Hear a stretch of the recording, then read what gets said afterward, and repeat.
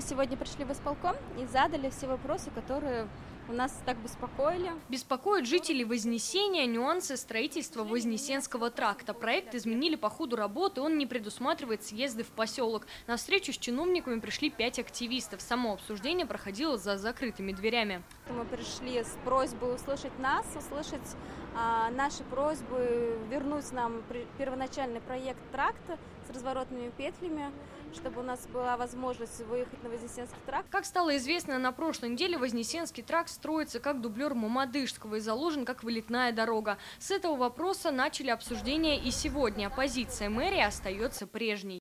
Новая дорога примет на себя часть потока с Мамадышского тракта, который в часы пик простаивает в пробках, тем самым разгрузит его. Именно поэтому решено не предусматривать съезды. Запланирован высокоскоростной режим движения для того, чтобы он работал как вылетное шоссе, как для въезжающих в Казань, так и для выезжающих из города. Для удобства жителей построят бесплатную дорогу-дублер на улицу Глушко, где будет несколько пешеходных переходов. Нам сказали, что данный вопрос решается, есть определенные программы, которые рассчитывают транспортный поток, но на данный момент мы не можем даже предположить, сколько поедет транспорта по дублеру и как будет выезд именно с этого Глушко. Еще один важный вопрос – социальная инфраструктура. Новый участок Вознесенского тракта поделит поселок на 2 части, в одной из которых останутся школы и детский сад. В мэрии жителям предложили перевести своих детей в школу поближе. Это новая гимназия в ЖК «Весна».